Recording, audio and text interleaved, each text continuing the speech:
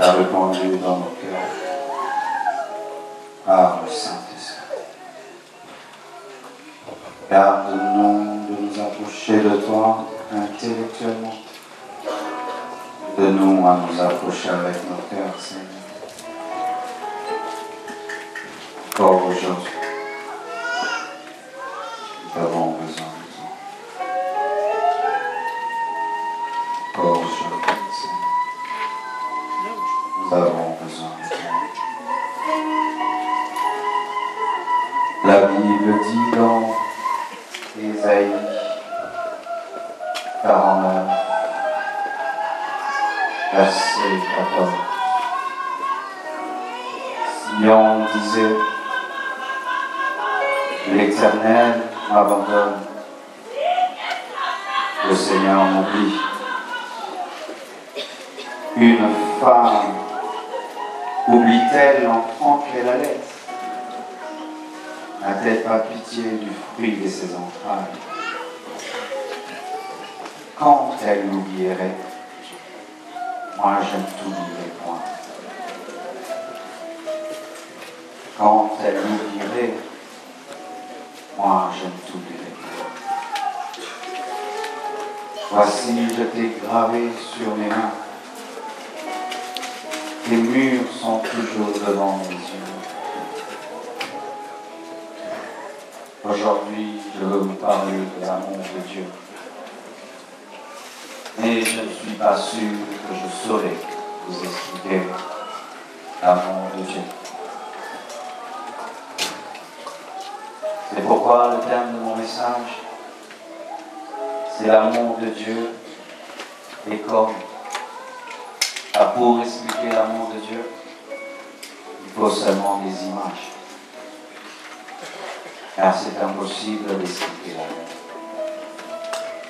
C'est pourquoi il y a tellement de chansons sur l'amour, tellement de poèmes sur l'amour. Mais on n'arrive jamais à exprimer cet amour.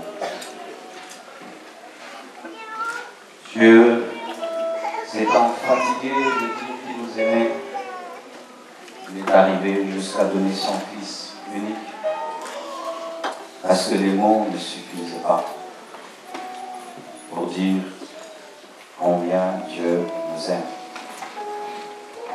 Et la Bible nous donne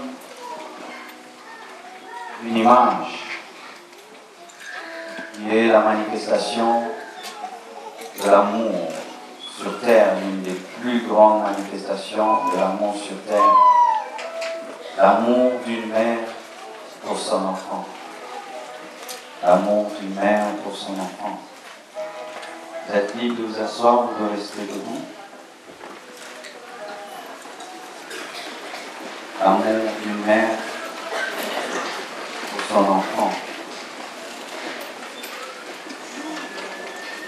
Et il dit, une femme, nous dit-elle, l'enfant qu'elle allait.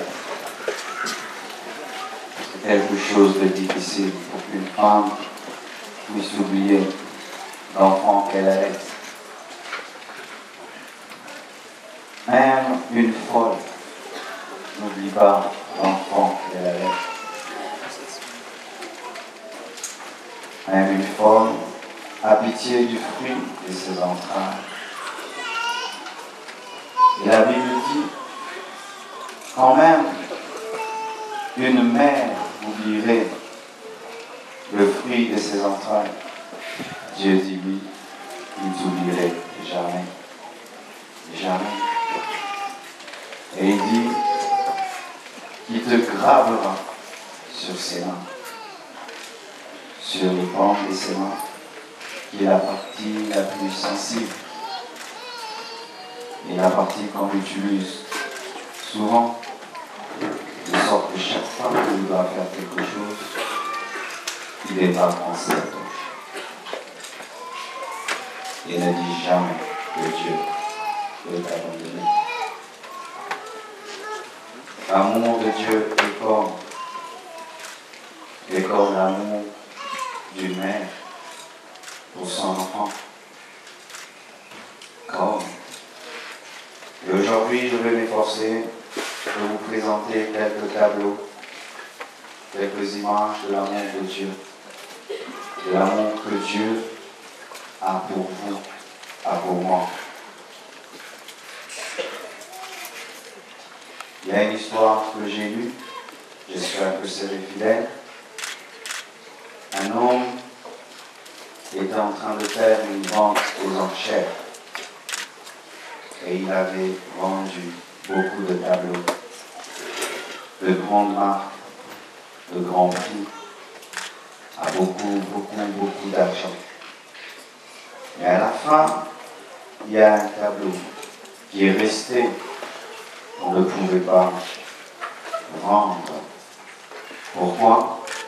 Parce que tout le monde proposait un très bas prix. De sorte que le vendeur était déçu. Il sentait qu'il allait se retrouver sans rien en vendant ce tableau. Et à la fin, il y a quelqu'un qui a levé la main et qui a donné un prix, proposé un prix tellement élevé pour ce tableau, de sorte que tout le monde s'est retourné vers lui et a regardé. Et vous savez qu'est-ce que c'était? C'était le portrait d'un homme, ce tableau-là. Et lorsque tout le monde s'est retourné, il a regardé, c'était l'homme qui avait été dessiné. C'est pourquoi il avait donné le plus grand prix. Et dans ce monde, alors que le monde veut te vendre à des vils prix, à prix d'or, à prix d'argent, au prix de diamant, Dieu a donné le plus grand prix parce que tu es son image et tu es sa ressemblance. Le monde peut te traiter de tout. Le monde peut te vendre, t'acheter à vil prix, te rejeter même pour de si petites choses, ne connaissant pas ta valeur. Mais il y a quelqu'un qui connaît ta valeur parce que tu es son portrait. Tu as été créé à son image. Tu as été créé à sa ressemblance. Lorsque Dieu te voit, il se voit au travers de toi. C'est pourquoi il accepte de payer le prix que personne ne peut accepter. Le prix de son sang, le prix de sa vie. Bien-aimés frères, votre valeur ne dépend pas de ce que les hommes disent et de ce que les hommes voient en vous. Mais votre valeur dépend de celui qui vous a créé et de celui à l'image de qui vous avez été créé. Et si dans ce monde vous êtes le dernier tableau, pour Dieu vous êtes le plus grand tableau. Car il y a des hommes qui donnent plus de valeur à un tigre, à un chien, à un okapi, à une maison, à une voiture qu'à un humain. Mais aux yeux de Dieu, tu as de la valeur. Même si tu n'es pas célèbre, même si tu n'es pas connu, même si tu n'as pas un grand nom, ta valeur ne provient pas du nombre de j'aime que tu as sur ton Facebook. Ta valeur provient du Dieu qui t'a créé.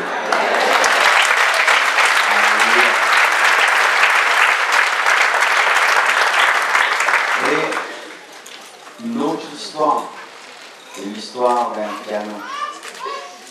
Un piano qui avait été vendu et revendu encore jusqu'à ce qu'il ne fonctionnait plus. Il jouait des notes désaccordées, de sorte qu'il est tombé dans les mains d'une vieille dame qui a fini par garer ce piano dans son grenier. Et un jour, un homme s'est levé à la recherche de ce piano. Il allait partout, dans chaque maison. Il posait des questions. Avez-vous vu un piano? Il décrivait ce piano. On lui disait, telle dame avait ce piano, mais elle a fini par le vendre, jusqu'à ce que l'homme s'est retrouvé devant la maison du dernier propriétaire. Il frappe à la porte, la dame se présente et il dit, Madame, avez-vous un vieux piano? La dame lui répond, Monsieur, si c'est pour l'arranger, je suis fatigué.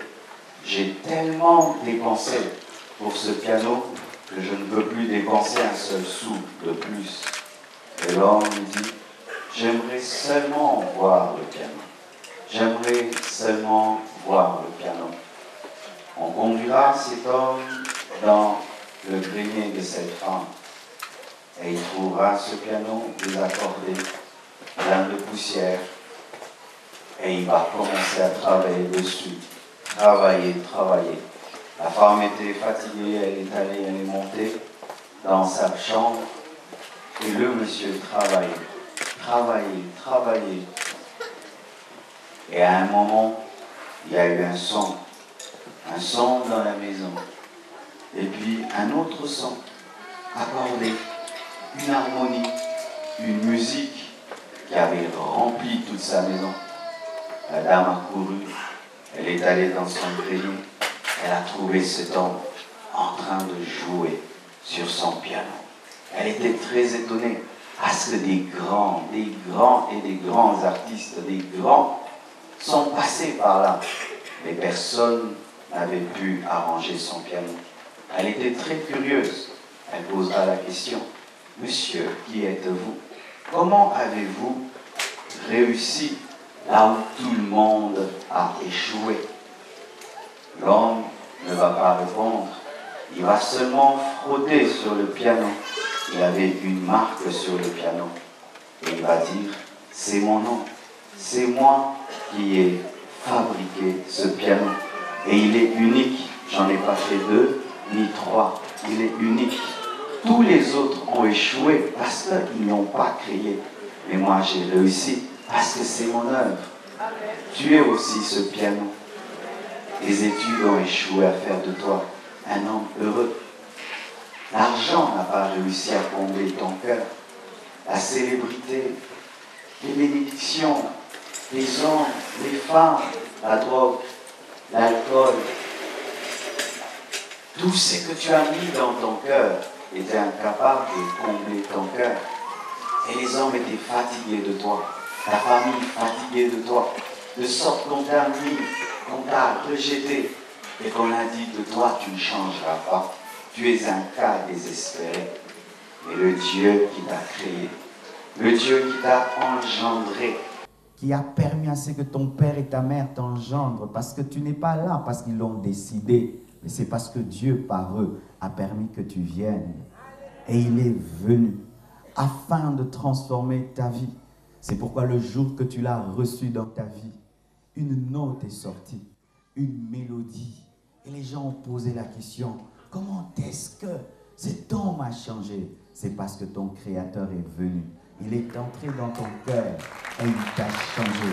Et il t'a transformé.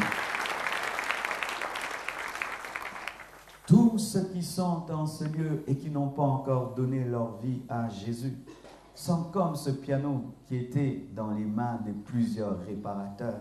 Et j'aimerais te dire qu'aucune note accordée ne sortira de ce qu'ils font. Rien du tout. Le rationalisme te rendra vide. La science sans Dieu te rendra vide. L'athéisme te rendra vide. Je me mets souvent à la place des athées. Des hommes qui disent que Dieu n'existe pas. Eh bien, si Dieu existait, tu t'imagines ta mort, ce sera un saut dans le vide. Tu ne sais pas ce qui est de l'autre côté. Tu supposes qu'il n'y a rien, parce que ce ne sont que des suppositions. Tu supposes, tu n'es pas sûr. Un athée n'est pas sûr que Dieu n'existe pas. L'athée n'est pas sûr. Un athée n'est pas sûr. L'athéisme est une supposition, parce qu'il n'y a pas de preuve. Qui peut prouver que Dieu n'existe pas? Qui peut prouver que Dieu n'existe pas? Tu peux me prouver que Dieu n'existe pas? Lorsque je vois le ciel et la terre, moi je dis que Dieu existe.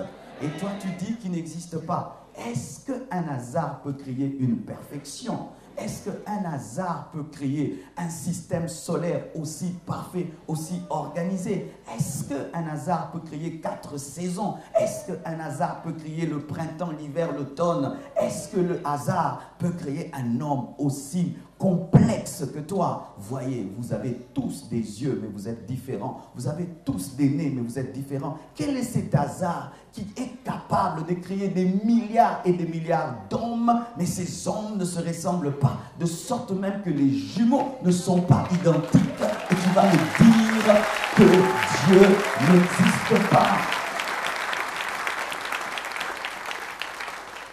Seul celui qui t'a créé est capable de te donner le vrai bonheur. Dans notre pays, l'une des grandes stars de la musique vient de mourir. C'est celle qui a influencé notre pays dans le domaine de l'habillement et tout le reste. Elle vient de mourir. Sa célébrité n'a rien fait face à la mort. Et je me dis, où est-ce qu'il est allé? Où est-ce qu'il est allé? Vous les sapeurs, où est-ce que Wemba est parti? Vous les sapeurs, où est-il allé? Où est-il allé? Où est-il allé?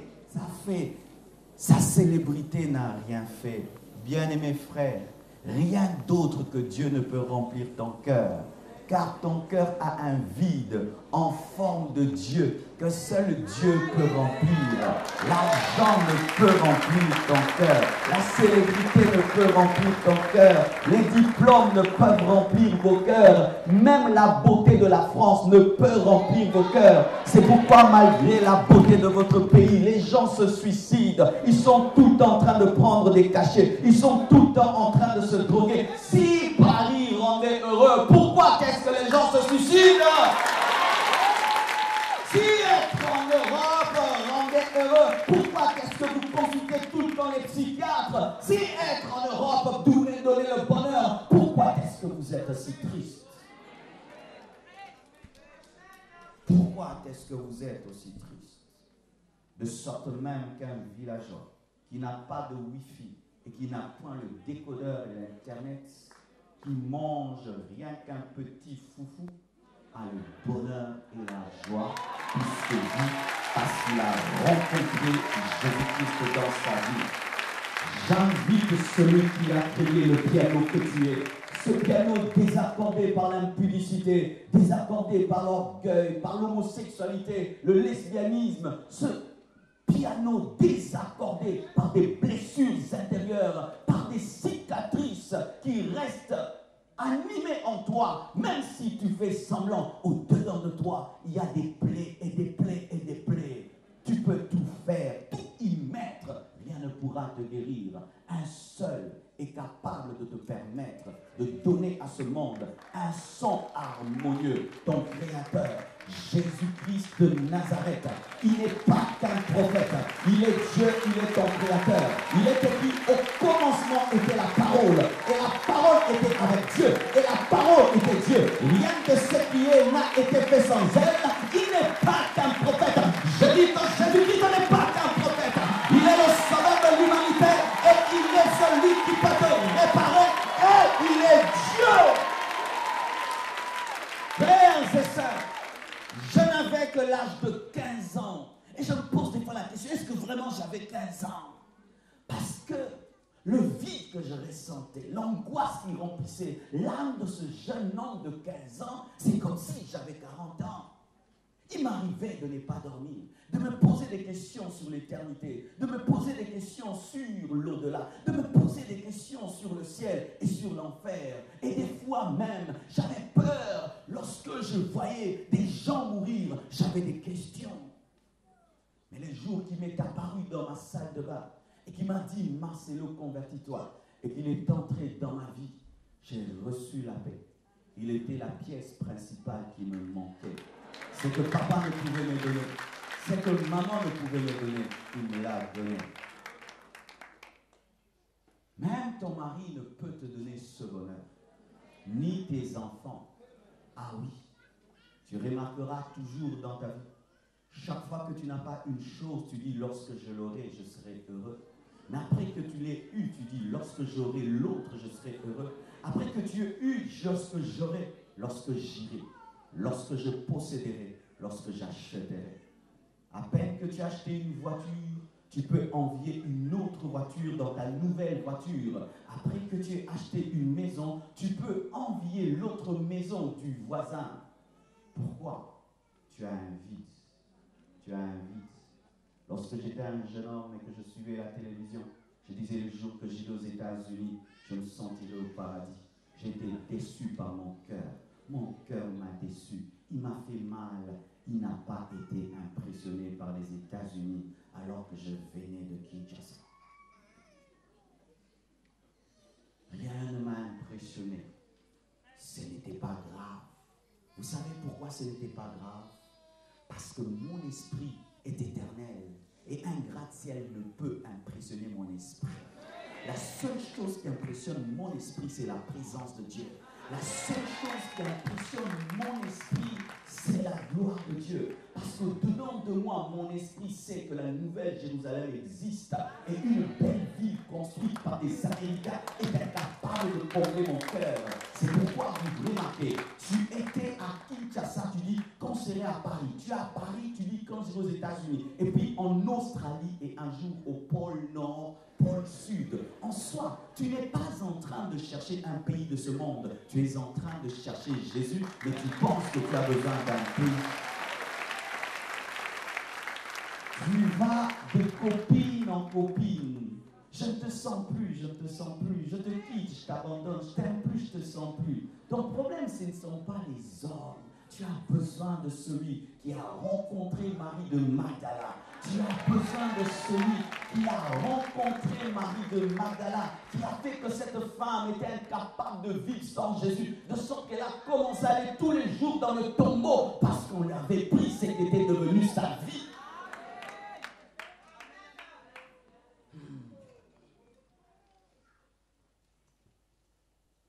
Et un son harmonieux. Cette femme lui a dit, comment as-tu pu le faire? J'ai pu le faire parce que je maîtrise les cordes, je maîtrise les touches. Et Dieu, lui, sait comment il peut te parler et te toucher. C'est pourquoi je suis très conscient que toutes les paroles que je peux prononcer ce soir ne peuvent vous bouleverser et vous transformer. Mais je prie qu'au-delà de mes paroles, le Dieu qui vous a créé, que le Saint-Esprit touche quelque part afin qu'il y ait un bouleversement.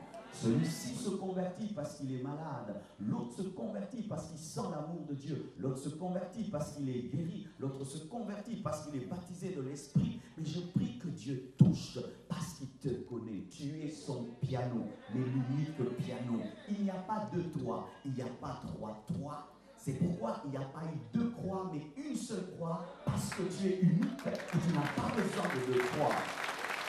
Et je voudrais te dire que la réincarnation n'existe pas. Tu ne reviendras pas parce que tu es unique. La La Bible dit, il est réservé aux hommes de mourir une seule fois, après quoi vient le jugement. Tu n'as pas de vie. Et avant cette vie, tu n'étais pas un cafard qui est devenu un homme. Tu n'étais pas une fleur qui est devenue un homme. Il n'y a pas un autre toi dans une autre vie. Et il n'y aura pas un autre toi dans une seconde vie. Parce qu'il n'y a pas deux croix, il n'y a pas trois croix. Tu n'as que cette vie parce que tu es tellement spécial que Dieu ne peut pas te créer deux fois. Oh, gloire à Dieu. Gloire à Dieu.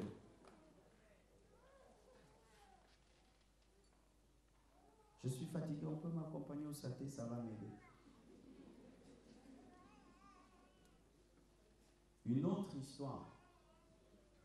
Sur cette terre, il y a aussi un amour qui est fort. L'amour des jumeaux. Tu es jumeau, hein? Ta jumelle est où? Elle n'est pas là. Qui est jumeau ici? Vous aimez beaucoup? Quand j'étais enfant, on avait peur des jumeaux. Pourquoi?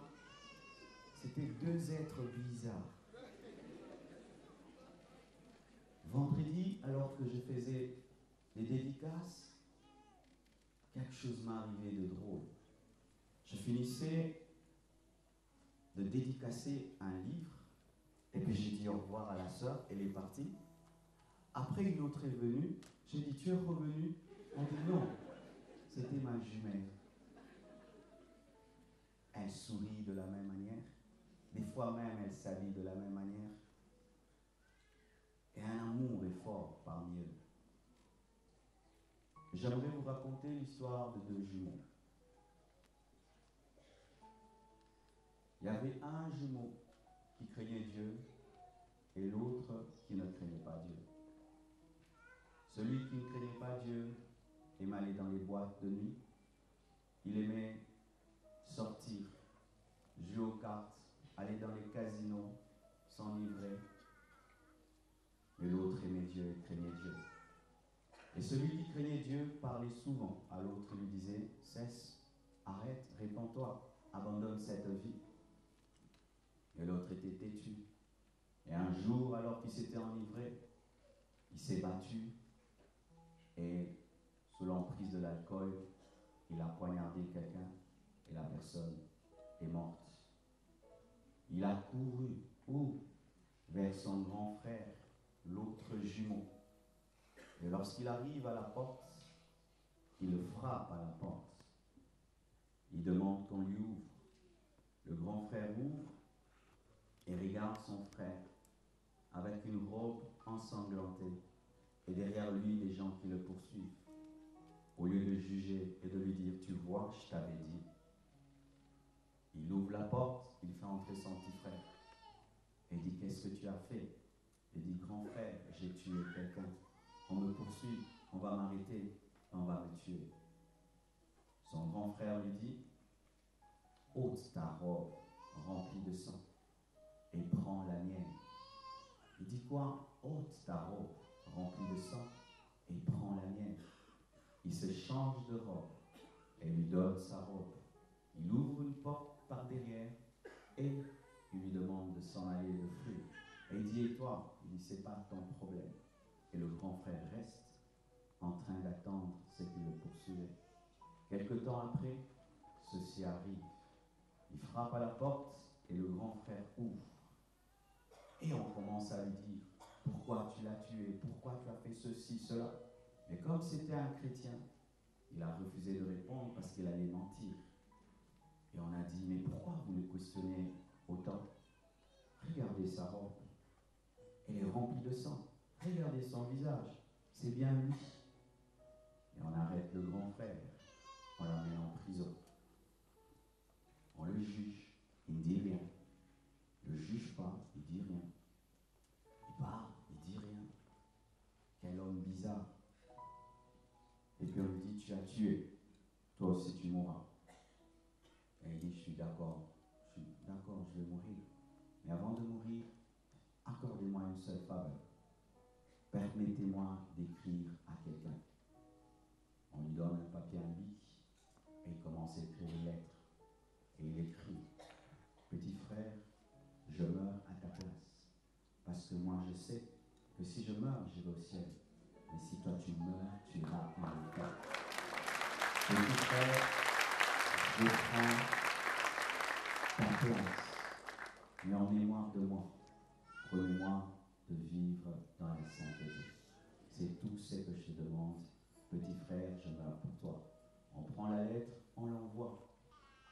Elle arrive dans les mains du petit frère. Il ouvre la lettre et il dit non. Parce que malgré qu'il était un homme mauvais, il avait du respect pour son grand frère. Et il dit jamais. C'était l'homme modèle.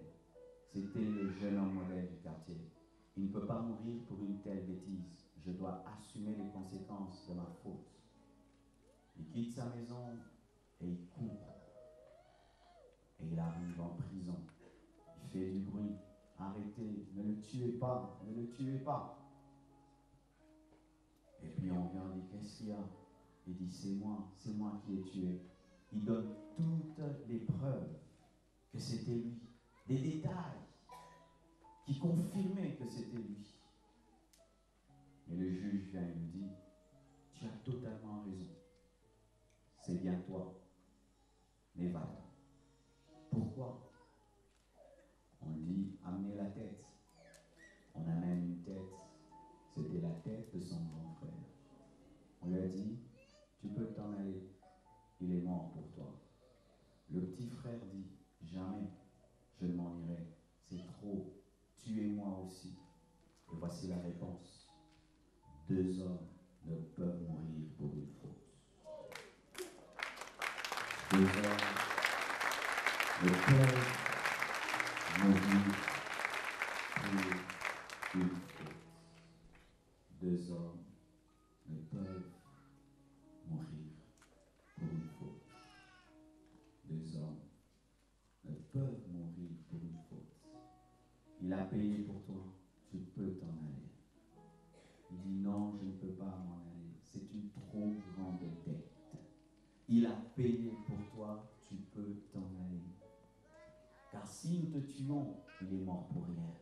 Toi, tu dois être libre pour que sa mort puisse signifier quelque chose. Et le petit frère s'en est allé, pleurant, regrettant. Et quelques jours après, ses amis viennent. Ils lui proposent d'aller au casino. Ils lui proposent d'aller encore jouer. Il dit, je ne peux pas le faire.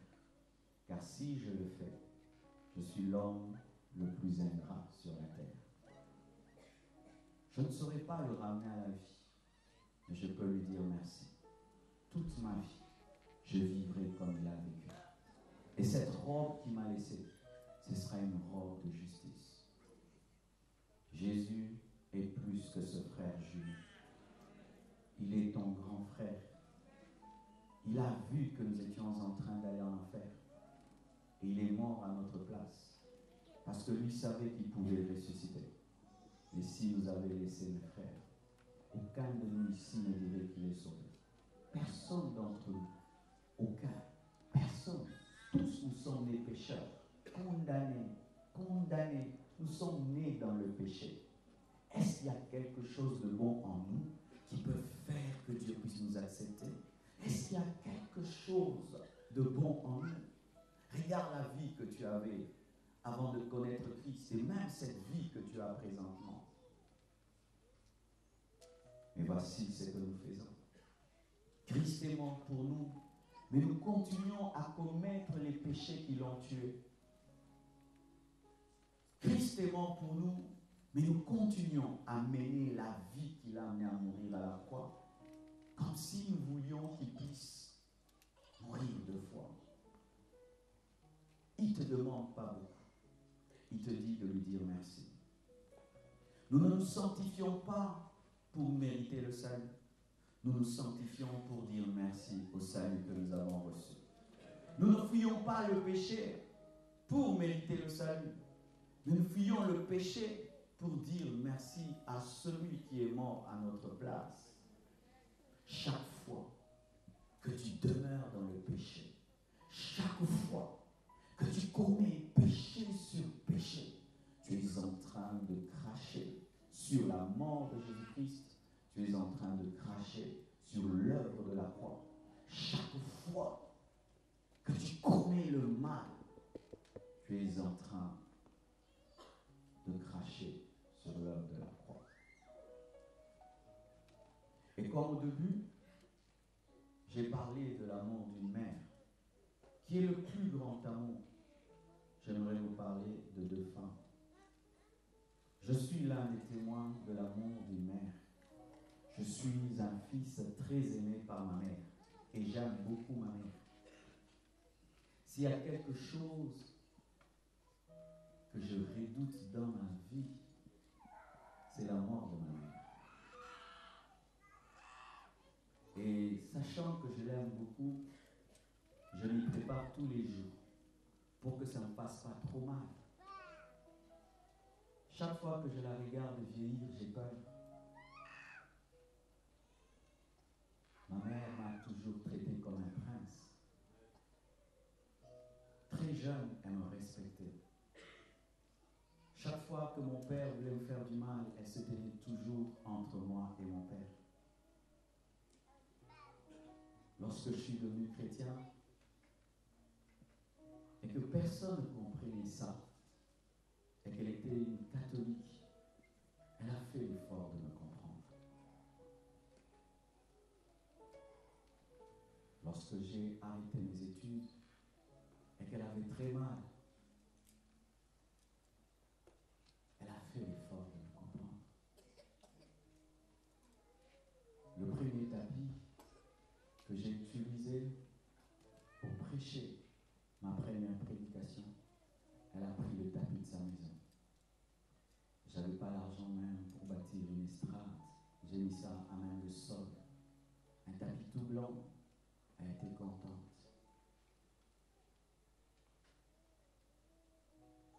Et Dieu dit, si une mère peut oublier son enfant, ma mère ne peut jamais m'oublier. Mais si ma mère peut arriver à m'oublier, Dieu lui ne m'oubliera pas. Alors comment il peut m'aimer? Parce que déjà l'amour de ma mère est terrible. J'ai dû fuir sa maison afin de grandir. À l'âge de 24 ans, il fallait que je la quitte. Elle me gâtait trop. Elle n'aidait pas ma foi. Et s'il y a des gens qui ont des parents qui les aiment, parce que ce ne sont pas tous les parents qui aiment. Quand tu as un parent qui t'aime, tu as la grâce. Pendant que je vous parle ici, mon père, vous savez ce qu'il fait? Il est en train de travailler pour moi. Travailler pour moi. Pour mon bonheur. Je ne peux pas donner les détails ici. Chaque fois que je le regarde, je dis, est-ce que j'aime autant mes enfants? Mais cet amour qu'ils ont pour moi n'est rien par rapport à l'amour que Dieu a pour moi. C'est pourquoi je ne permettrai jamais à quelqu'un de me faire croire que Dieu ne m'aime pas. Il n'y a aucune circonstance, aucun démon, aucune épreuve, aucune puissance satanique, aucune culpabilité. Rien ne peut le convaincre de cela. Si tu vas quelque part et on te dit que tu as rencontré ma mère et qu'elle m'a insulté, c'est pas elle. Et si tu vas quelque part, on te dit que tu as rencontré Dieu et il t'a insulté, c'est pas lui. Et il y avait une mère qui avait engendré un enfant avec un problème d'oreille. Il est né, il n'avait pas les pavillons de ses oreilles. Et je vous dis, c'est terrible pour une femme que d'engendrer un enfant avec un défaut. Parce que chaque fois qu'on insulte son enfant, c'est elle qu'on insulte. J'ai rencontré des mamans qui ont des enfants qui sont autistes. Il faut voir comment est-ce qu'elles sont mal à l'aise. Certaines sont très riches, mais elles ont perdu leur bonheur seulement parce que c'est son enfant. Des fois même quand tu la vois t'amener son enfant, elle aimerait être malade à la place de son enfant. Et cet enfant qui avait des oreilles, qui n'avait pas d'oreilles, on se moquait de lui. Et vous savez, sur cette terre, les enfants, ils sont très méchants. Les enfants, ça insulte. Les enfants se blessent entre eux. C'est pourquoi, et l'habitude, chaque fois que nos enfants reviennent de l'école, de poser des questions. Qu'est-ce qu'on t'a dit? Qu'est-ce qu'on t'a fait? Quand ton enfant revient de l'école triste, pose des questions. Les enfants entre se blessent à un niveau. Et l'enfant revenait toujours triste. On lui avait donné un nom à l'école, sans oreille. Sans oreille, a eu 0 sur 10. Sans oreille, a eu 2 sur 10. Sans oreille, a joué au football. Et vous savez, un enfant, quand il ne reçoit que insulte sur insulte, il ne devient pas intelligent. Il a commencé chez l'école. Lorsque c'était l'âge pour lui de présenter une fiancée, sans oreille n'a jamais présenté de fiancée. Comment est-ce qu'il va dire à une fille je t'aime? Et sa maman ne faisait que déménager et déménager. Mais les hommes sont les mêmes partout. Les hommes sont les mêmes partout. Ils ont tous les mêmes démons. Qu'ils soient au Congo, en France, c'est pareil. La même méchanceté. L'égoïsme, cupidité, hypocrisie, méchanceté. Elle se dit alors, je vais voyager. Je vais aller très loin. Comme ça, mon fils sera mieux. Peut-être que les hommes là-bas seront meilleurs. Et des années sont passées. Quelques années après, des longues années, sans oreille, et sa mère décide de rentrer dans la ville. Et les amis viennent les accueillir. Ils se tiennent à la porte, ils se tiennent au pied de l'avion. Et sans oreille, descend avec maman. On remarque quoi? Sans oreille a des oreilles, mais maman n'a plus d'oreilles. Et puis on pose une question à maman. Maman, qu'est-ce qui vous est arrivé dans l'autre ville? Une chirurgie esthétique? Un accident? Qu'est-ce qui est arrivé? Un miracle? La mère répond, les hommes sont les mêmes partout. Même là-bas, on l'a insulté. Même là-bas, on l'a rejeté. Même là-bas, il a continué à échouer. Et j'ai regardé sa vie. Et j'ai senti que j'étais en train de perdre mon fils. Et j'ai regardé ma vie. Et j'ai vu que moi, j'ai fait déjà ma vie. Je suis allé voir un chirurgien. Je lui ai dit de m'enlever mes pavillons et de les donner à mon fils. Qu'il puisse se marier, qu'il puisse fonder une famille, qu'il soit heureux lui aussi. Jésus est plus que cette mère. Il a regardé ta vie. Il a vu que tu détruisais tout. Du riche qu'il était, il s'est appauvri pour t'enrichir. Il est mort nu à la croix pour que tu reçoives tout. Dans ses meurtrissures, tu as été guéri. Chaque fois qu'on le blessait, toi tu étais guéri. Il a porté une couronne d'épines pour que tu portes une couronne de gloire. Il est devenu homme pour que tu deviennes comme Dieu. Il a perdu sa place auprès du Père pour que tu sois adopté dans la famille de Dieu. Il a connu la mort pour que tu vives. Il a pleuré pour que tu ris. Il a pleuré pour que tu ris. Il a souffert pour que tu vives éternellement dans le paradis. Il a pris ta place et il a porté tes infirmités. Il a porté ta malédiction. Il s'est fait malédiction pour qu'en toi se manifeste la bénédiction de Dieu. Nul ne peut t'aimer comme lui. Nul ne peut monter sur une croix et te sauver. Et si même ma mère osait monter sur une croix, elle serait incapable de ressusciter pour ma justification. Même l'amour d'une mère a des limites. Elle peut pleurer, mais quand on t'enterre, elle ne va pas te suivre dans le tombeau. Mais Jésus te suivra dans le tombeau et il te ressuscitera au dernier jour. Je termine avec l'histoire d'une autre mère. Une mère, un jour, est allée au marché. Et lorsqu'elle est allée au marché, en revenant, elle trouve tout le quartier autour de sa maison en feu. Les gens criaient. Les gens criaient. Il est mort. C'est fini, c'est trop tard. Elle arrive, elle dit, qu'est-ce qui se passe? Où est mon enfant? On dit que son enfant est dans le feu. Et cette mère, malgré la chaleur, profitant d'une distraction, elle entre dans le feu. Elle cherche l'enfant, conduit par le son de ses pleurs et de ses cris. Elle prend son bébé, elle met ce bébé dans son habit et elle sort avec. Mais en sortant, une poutre brûle son visage défiguré. Et cette femme, qu'est-ce qu'elle remarque? Ce beau garçon, grandissant, commence à rejeter sa mère, refusant de l'inviter dans ses fêtes parce qu'elle est défigurée, refusant de recevoir maman parmi ses amis parce que maman est défigurée, parce que maman n'est pas présentable. Mais l'enfant ne connaissait pas cette histoire. Et un jour, sa mère lui dit: tu me rejettes parce que je ne suis pas aussi belle que les autres mères. Mais je veux te dire pourquoi je suis ce que je suis. Elle prendra une photo. Elle montrera à son enfant et dit: regarde cette photo. Elle dit: cette femme est belle. Elle dit: cette femme, c'était moi avant de t'aimer au point de perdre ma beauté pour toi.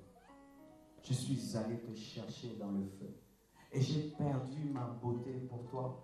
Mais toi, pour me remercier, à chaque anniversaire, fêtant ta vie alors que tu devais mourir, c'est moi que tu blesses. Et cet enfant demandera pardon. Et au prochain anniversaire, la première personne qui était présentée, c'était maman. Voici ma mère. Même si elle n'est pas aussi belle que les vôtres, mais je suis sûr qu'elle m'aime plus que les vôtres. Et je ne suis pas sûr que vos mères puissent accepter, peuvent accepter ce que la mienne a accepté pour moi. La Bible nous dit au sujet de Jésus, lorsqu'il était à la croix, lui qui était le plus beau entre 10 000, la Bible dit qu'il n'avait plus de beauté ni d'éclat pour nous attirer, parce qu'il avait été défiguré par l'agonie de la croix, parce qu'il t'a aimé. Mais toi, qu'est-ce que tu fais? Partout où tu vas, c'est lui que tu caches. Tu caches Jésus à l'université. Tu caches Jésus à l'université. Tu caches Jésus là où tu travailles, dans ton quartier, dans ta famille. Lorsque tu vas dans des fêtes très très chic, tu fais semblant de ne pas être chrétien. Alors que celui qui te donne la vie, celui qui te donne le souffle de vie, mais celui que tu blesses tous les jours, décide comme cet enfant de présenter maman partout. C'est pourquoi nous aujourd'hui on a porté des polos 100% Jésus. 100% Jésus. Et bien, j'étais étonné par ce que nous avons fait. Depuis hier, j'ai commencé à porter dans votre ville un blouson écrit 100% Jésus. Et à l'hôtel, j'ai vu des gens s'approcher de moi et me dire: vous êtes un groupe gospel? Je dis non, nous sommes des chrétiens.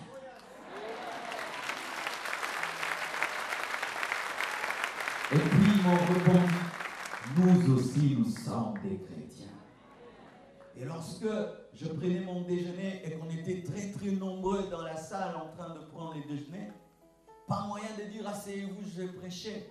Lorsque je faisais le mélange de mon jus, il y avait une file derrière moi et il lisait derrière 100% Jésus. Et moi, je ne savais pas d'ailleurs. J'étais en train de faire le mélange et comme je prenais du temps, je pense que c'est le Saint-Esprit qui faisait que je m'embrouille dans les mélanges. Alors j'ai vu des gens figés derrière moi. Et quand je me suis tourné, c'était 100% Jésus. Alléluia. Et aujourd'hui, tout le monde était gentil avec moi parce que j'avais mon blouson 100% Jésus. Parce qu'ils sont fatigués des gens qui bombardent. Ils veulent des gens qui bombardent l'amour. Oh oui, ils sont fatigués des gens qui bombardent. Ils veulent des gens qui répandent la joie et le bonheur parmi eux. Manifestez que vous avez Jésus. La France a besoin de Jésus. Je vous dis, plus que jamais, la France a besoin Ils viennent de comprendre la valeur du christianisme. Que le Dieu de cette ville est un Dieu d'amour. Est un Dieu d'amour. Oh, je me lève la prochaine maintenant. Alléluia. Que le Dieu de cette ville est un Dieu d'amour. Il ne t'oblige pas de croire. Il ne t'oblige pas de croire. Mais il fait un miracle en fait que tu crois. Et il ne te tue pas parce que tu n'as pas cru. Parce qu'il a assez de puissance pour te convertir. Alléluia. Il ne te met pas un fusil sur la tête. Et te dit, convertis-toi sinon tu mourras. Mais il te prêche la parole parce qu'il est sûr de lui, capable de te changer et de te transformer. J'aime le Dieu de la ville. Lorsque le Dieu de cette ville est respecté dans une nation, il y a des sénateurs remplis de l'esprit. Lorsque le Dieu de cette ville est dans une nation, il y a la joie, il y a la paix et les gens vivent longtemps. Lorsque le Dieu de cette ville est dans une nation, le président dort en paix, les ministres dorment en paix, les députés dorment en paix. France, tu as besoin de Jésus. Donnez-nous des places pour construire des églises. Donnez-nous des places. Donnez-nous des places. Où est la caméra? Donnez-nous des places pour construire des églises. Oh, est-ce que tu le crois? Dis 100% Jésus. 100% Jésus. Dis 100% Jésus. Dis la France a besoin de Jésus. Présentez-les. Ils ont besoin de lui. Hier, Pierre, angulaire, rejeté par les bâtisseurs, mais ils se rendent compte. Ils ont construit, mais ils ont oublié Jésus. Ils ont construit des gratte-ciels, ils ont oublié Jésus. Et maintenant, ils se rendent compte que leurs enfants n'avaient pas besoin seulement que des belles études. Ils n'avaient pas besoin seulement que des autoroutes. Ils avaient besoin du bonheur. Mandela Bachaya. Mandela Bachaya. Tu n'as pas besoin de tuer pour aller au paradis. Le Dieu de cette ville ne dit pas que tu dois tuer pour aller au paradis. Il te dit de croire. Le Dieu de cette ville. Il te dit de pardonner tes ennemis. De pardonner tes ennemis. Si on te frappe d'une joue, tu donnes l'autre. Il te dit de te réconcilier. Il te dit d'être compréhensif, d'être tolérant. Oh, donne-moi un amen. Donne-moi un amen. Donne-moi un amen.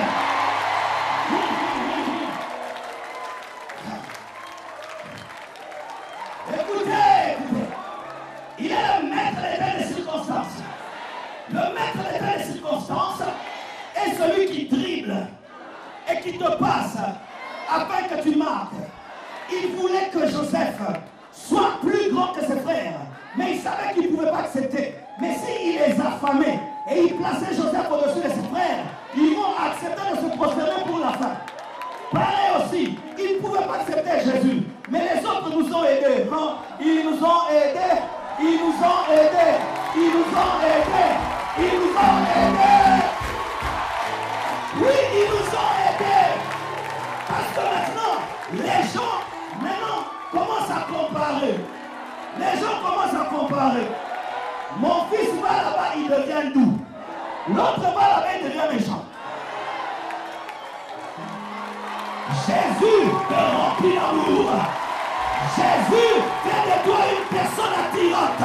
Une personne qu'on aime. Quand on te voit, on est heureux. On est heureux. C'est pourquoi je te dis de recevoir Jésus comme ton Seigneur et ton Sauveur. Il te donnera la paix que la Constitution ne peut te donner, la joie que la Constitution ne peut te donner. Chrétien, c'est l'opportunité pour un puissant réveil.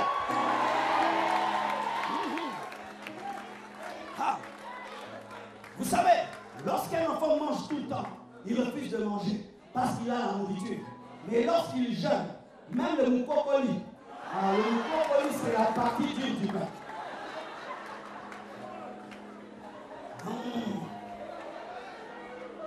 Il faudra acheter les dictionnaires en ligne là. C'est la partie dure du pain. Tu vas commencer à l'envier. Et il en est de même. Lorsque l'homme est tout le temps dans la paix et dans l'aisance, il n'a pas le temps d'entendre Dieu. Et des fois, Dieu permet les choses pour te dire que tu as besoin de lui. Bien aimé frère, aujourd'hui vous avez compris que vous pouvez mourir à n'importe quel moment.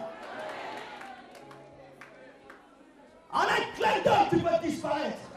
Mais celui qui a Jésus n'a pas peur. Il sait que même s'il meurt, il ira au ciel. Il sait que même s'il meurt, il finira au paradis. Il sait que même s'il meurt, son nom est inscrit dans le livre de la vie. Alléluia. Bien-aimé, c'est le temps du réveil. Présentez Jésus. Présentez celui qui est plus que la maman. Présentez l'œuvre de la croix. Chantez dans les métros. Prêchez dans les métros. Prêchez à l'école. Prêchez à l'université. Prêchez au travail. Parlez de lui. Remplissez les stades. Je dis, remplissez les stades. Faites des marches de paix, des marches de joie, des marches d'amour. Faites des marches de paix et de joie. Toutes choses concourent bien de ceux qui aiment Dieu. Dieu est le Dieu qui récupère toutes les situations afin de faire éclater sa gloire. De sorte qu'il a récupéré la fête de la moisson pour envoyer le Saint-Esprit.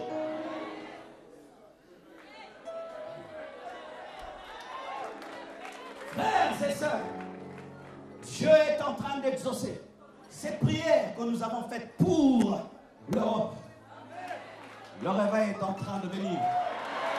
L'Europe est tombée dans la froideur. Pourquoi? À cause du luxe, à cause du confort. Maintenant, Dieu est en train de vous montrer, lorsque vous crierez paix, paix, paix, une ruine soudaine viendra, afin que vous vous tourniez vers le Messie. Allez dire cela, partagez cette vidéo, dites-le.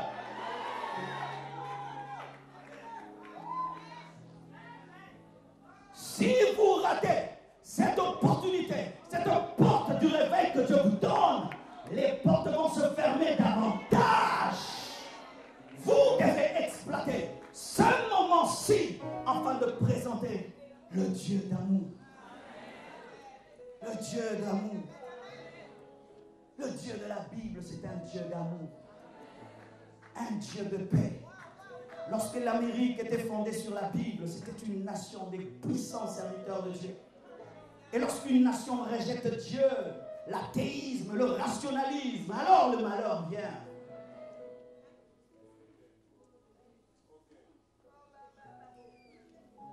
Est-ce que tu sens ce que je sens? This is a revival. Nous allons élever nos mains et nous allons prier pour un puissant réveil. Prions, prions.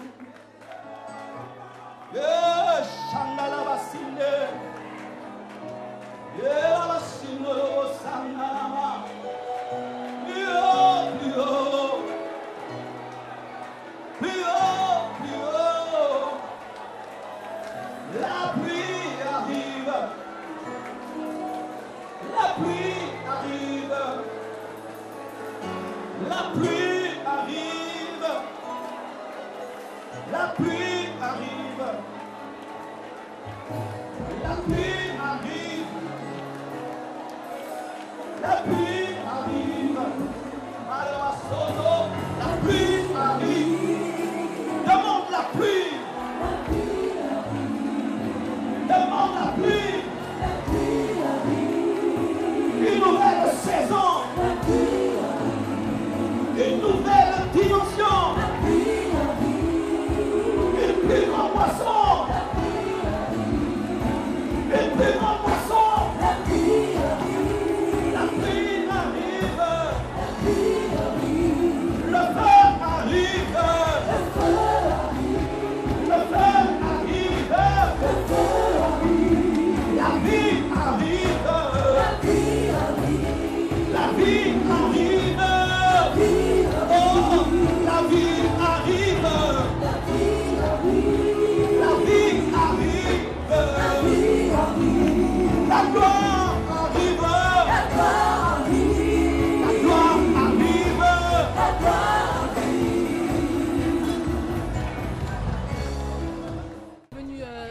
de Nantes alors pour assister à cette soirée de gloire.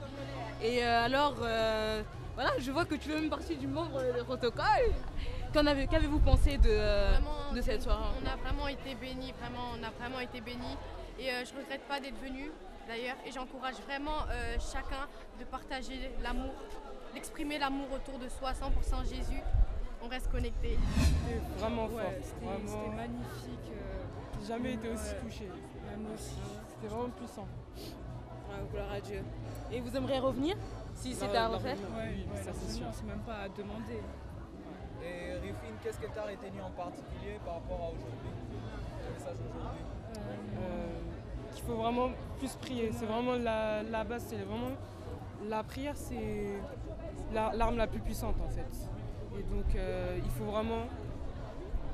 vraiment prier pour qu'il y ait justement ce réveil. C'est vraiment important. Et parler de Dieu n'importe où, que ça soit ne pas avoir honte. Ne pas avoir honte de Jésus, puisque lui-même il s'est sacrifié pour nous. C'est ça le plus important. C'est ça le plus important. Je suis vraiment content, j'ai vraiment aimé. Ces genres de choses, j'aimerais bien qu'on les reprenne chaque fois, même chaque jour. Ça me ferait un grand plaisir. Vraiment, Dieu nous a visités. Et qu'est-ce que tu as retenu de cette soirée de gloire? J'ai retenu vraiment plein de choses. Nous ne devons pas cacher les Seigneurs, nous devons présenter les Seigneurs aux gens. Parce qu'il y a beaucoup de gens qui ont besoin de connaître les Seigneurs. Franchement, c'était très exhortant, très édifiant. On a besoin de ça. Et puis à Nantes, il faut qu'on crée un réveil. Donc on vient ici, on apprend beaucoup. Et on va porter ça à Nantes. On va porter les fruits à Nantes en fait. Voilà, on va essayer de faire une évangélisation. On va essayer de faire un réveil sur Nantes. Par la grâce de Dieu, parce que nous on peut rien. Je plie tout par celui qui me fortifie. D'accord, et qu'est-ce que tu as retenu de cette soirée de gloire aujourd'hui? Vraiment, j'ai retenu l'amour de Dieu. J'ai vraiment eu des meilleures images quand on voit que Dieu a porté notre robe plein de sang. Vraiment, c'est des images qui nous expliquent bien les choses. On a besoin de ça. Surtout nous les jeunes, on a besoin de choses plus concrètes. On est moins dans les écritures, on a besoin de... Voilà. Donc voilà, nous venons de terminer, de clôturer la soirée de gloire. Par la grâce de Dieu, ça s'est très bien passé. Et comme on nous l'a prêché, on nous a parlé de l'amour de Dieu.